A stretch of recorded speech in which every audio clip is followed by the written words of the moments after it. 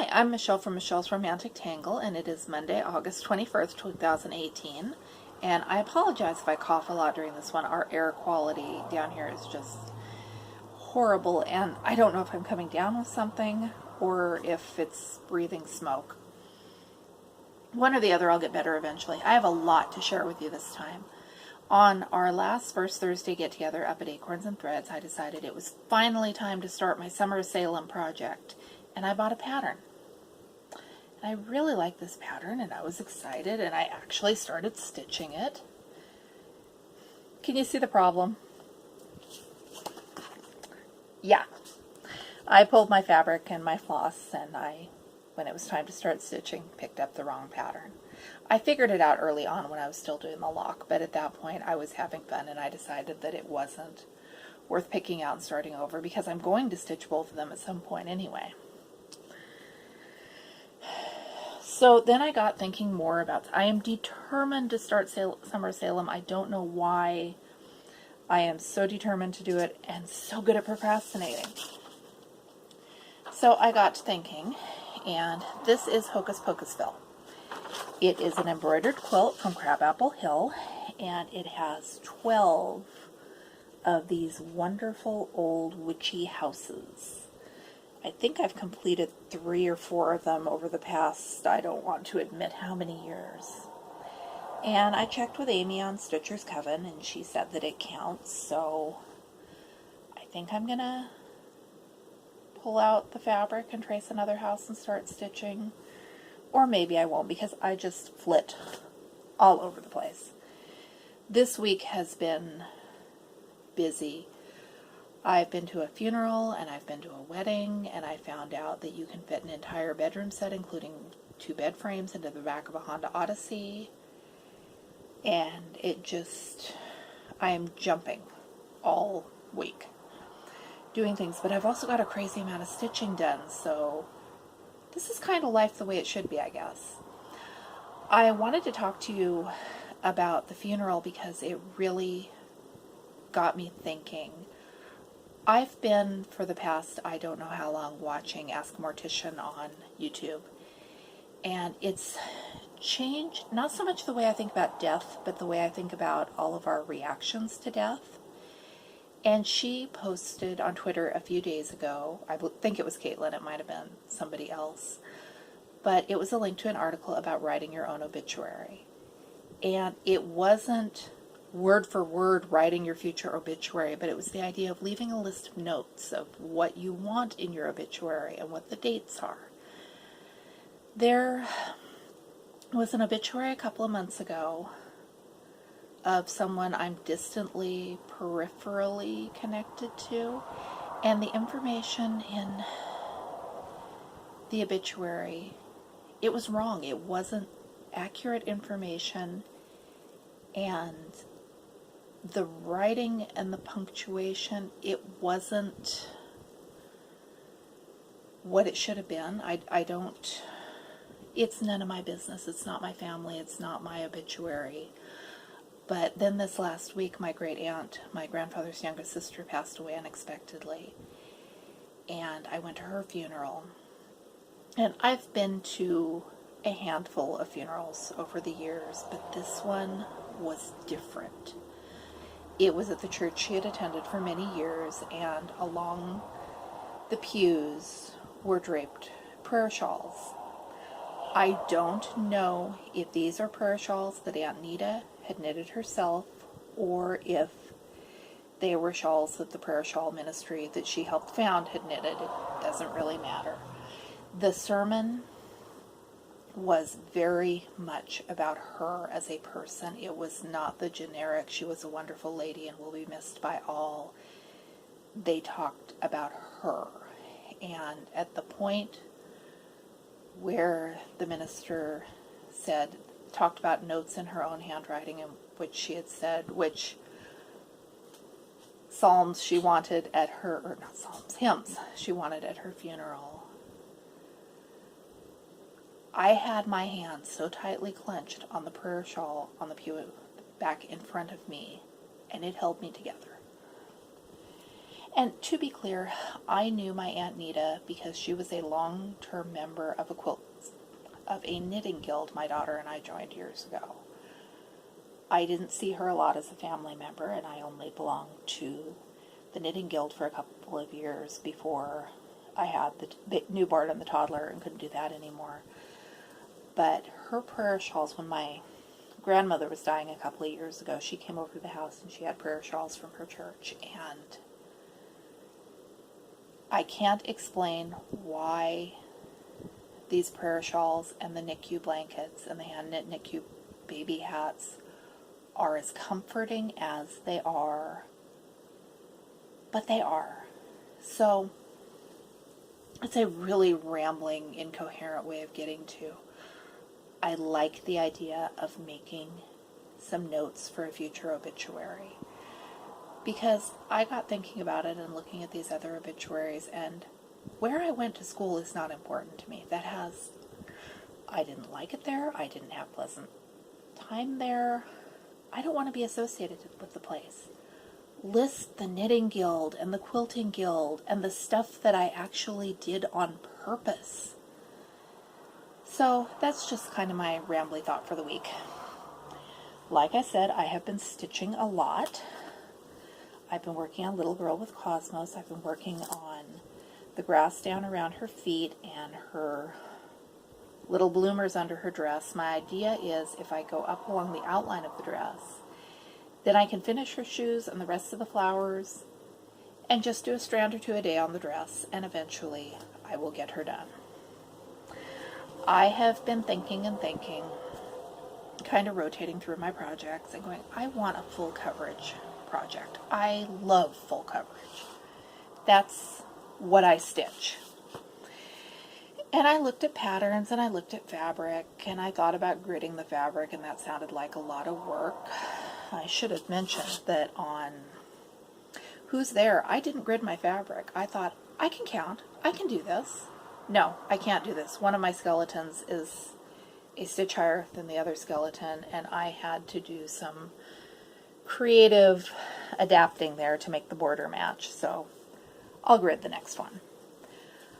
What I have in my stash of UFOs is this one. It is Stonehearth Hutch by Thomas Kincaid, and this is one of the projects I found in my 13-year-old box of UFOs.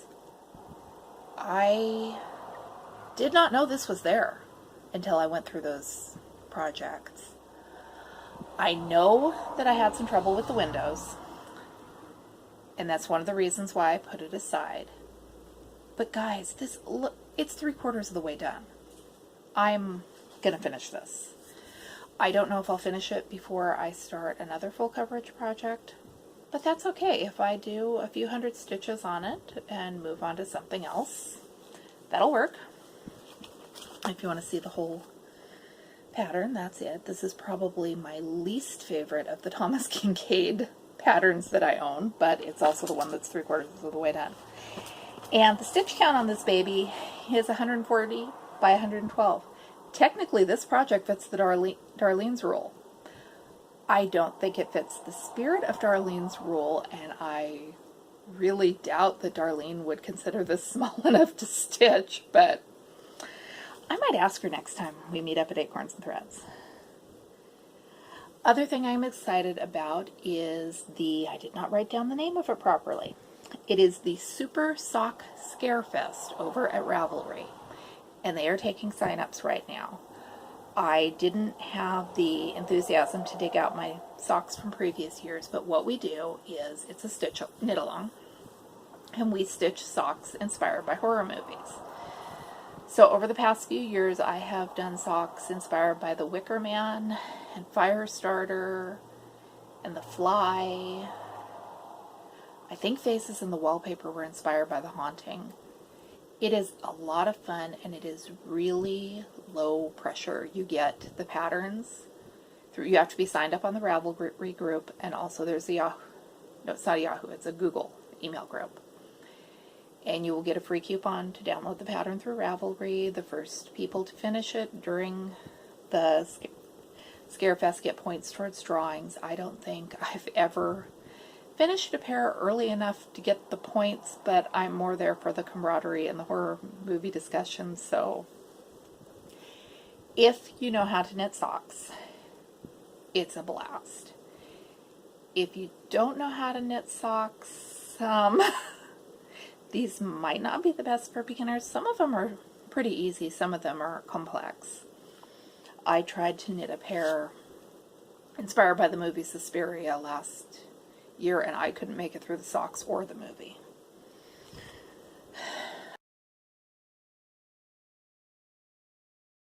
I have a new shawl, because there's always a new shawl.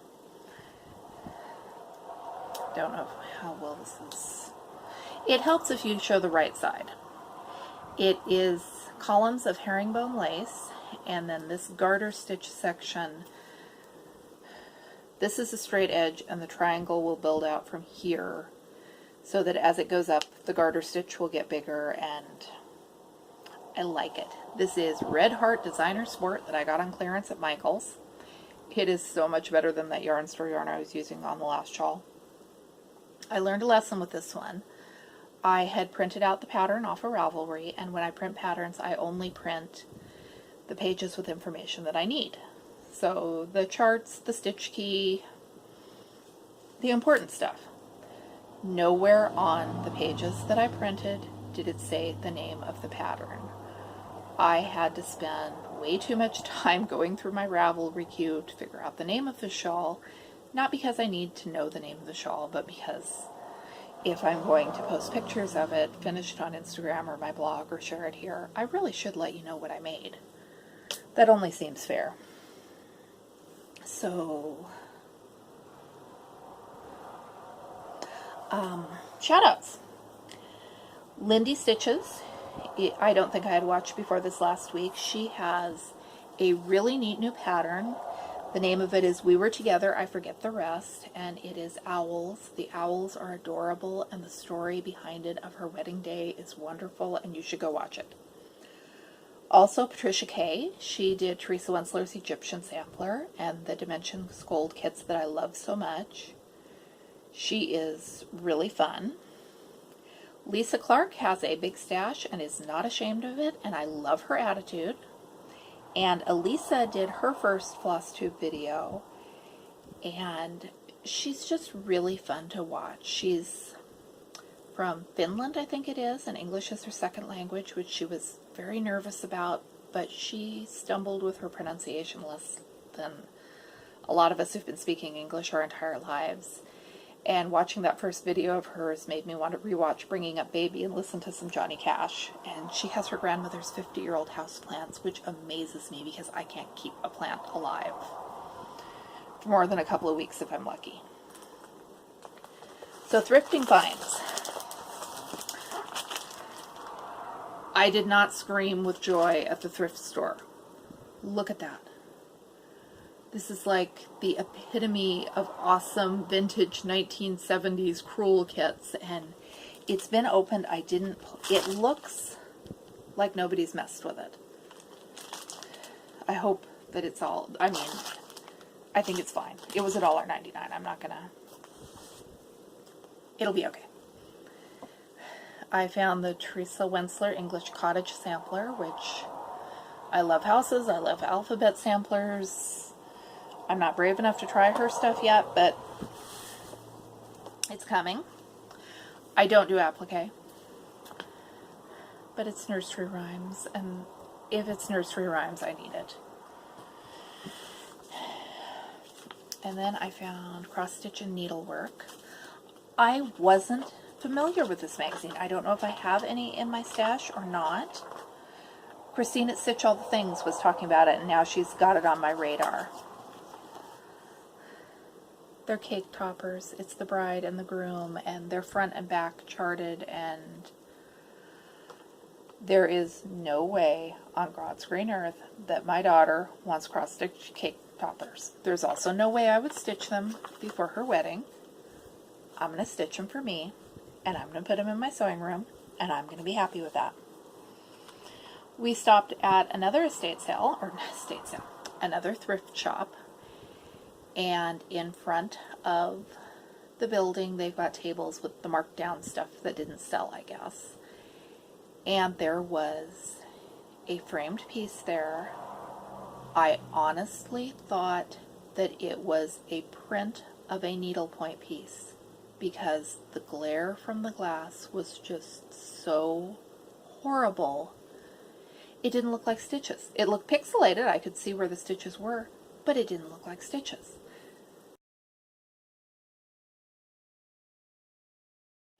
And behind the flamenco girl was this boy fishing.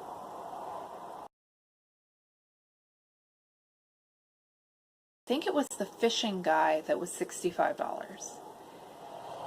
And I didn't look at the price on the flamenco girl because I saw the price on the fishing guy and just, no. I didn't particularly like the fishing guy, and $65 was kind of crazy talk. Between the flamenco girl and the fishing guy, do you see what I found? I think she's Cinderella. Do you think she's Cinderella? I love her fireplace. I love her little shoes. I love the axe on the chopping block, except I'm a little, I don't know. The colors are brighter than I would prefer. I'd love them more if she was muted. She's got anti-glare glass. And the price on the back of her was $8. And I went, oh no. I don't know where I'd hang her. My boys don't want a print of Cinderella or whoever this lovely historical maiden is in their room. I went inside to look at other things, and there was a sign. All wall art was 50% off. So for $4, there was absolutely no way that I was going to leave this behind. It would have haunted me forever. Someday I'm going to have a gallery wall with vintage needlepoint. I think I talked about it here on Flosstube. A few months ago, there was an estate sale we went to that had a lot of old world style vintage needlepoint. I should have bought a bunch of it, but my brain wasn't in gear, and I didn't. And it's bugged me ever since. A few months later, we were at, not this thrift store from today, but another thrift store that is aligned with the same animal shelter. And there was a very distinctive painting over the fireplace at that estate sale. That exact same painting was at that thrift shop. So, a couple months later, at a different thrift shop for the same facility in that relatively small town, I'm wondering if this did not come from that same woman's estate. Because in all of my looking, I have not seen vintage needlepoint like this with the old world fairy tale kind of themes, and there's no way of knowing. But it makes me happy to think that maybe she was there somewhere at that estate sale and I didn't see her, and I did get some of that woman's needlepoint after all. I think, yeah, that's it. It looks like everything. I've started taking notes so that I can keep track between Flosstube videos of what I talked about and what I still have to talk about. I think that's everything. I am doing lots more stitching than usual, lots more knitting than usual. Life is super busy. Everybody's life is super busy, but I'm carving out time to do what I love, and that's always fun, and I'm spending time with my kids and my husband, which is always wonderful. And I made it through without coughing. I spent yesterday, I didn't go see my elderly grandfather because I was convinced I had some kind of illness brewing in my lungs, but then I looked at the weather and saw the air quality advisories, and I think it's just the smoke. Up at the top of the hill we live on, they clear cut a hillside, and they have had these huge piles of brush. And today I saw that there is a bulldozer and a tanker truck, and I don't know how they can burn it while we're under a burn ban. I hope they can't, but whenever they do it, it is going to be miserable. I'm also in general against clear cutting hillsides that these were old trees. Oh, and I forgot, one of my other thrift shop find is this Aunt Martha's Children of the World. My grandma Walters, she did everything. She was Pinterest inspired before Pinterest was a gleam in anybody's eyes. And she did the, I cannot remember what it's called. It's the ballpoint paint tubes that you did instead of embroidery, where you squeeze the tubes and paint it on the fabric. And she had done a whole bunch of little girls in international costumes. When I was very little, my mother and I took them and we cut out around the outlines and we made them into little stuffed dolls, and it was fun. I played with them. It was, at the time, a perfectly reasonable use of something she had left behind when she passed away. Then I grew up and became an adult and started quilting, and I have been looking for the pattern for those dolls ever since. It's been 10, 12 years. I don't know if these are them. I don't think these are them, but I also don't know if I would recognize them if I saw them at this point, because I'm dealing with really hazy childhood memories. So I got these. I'm happy. I'm thinking I might embroider them and make a quilt or something. I want to stitch all of the things and embroider all of the things and knit all of the things and quilt all of the things, and there are not enough hours in anybody's life to do all the things I want to do right now, or all the things I'm excited about right now. But I'm just going to do a bunch of them and see what I get done, and makes me happy. I will see you again soon. Thanks for watching.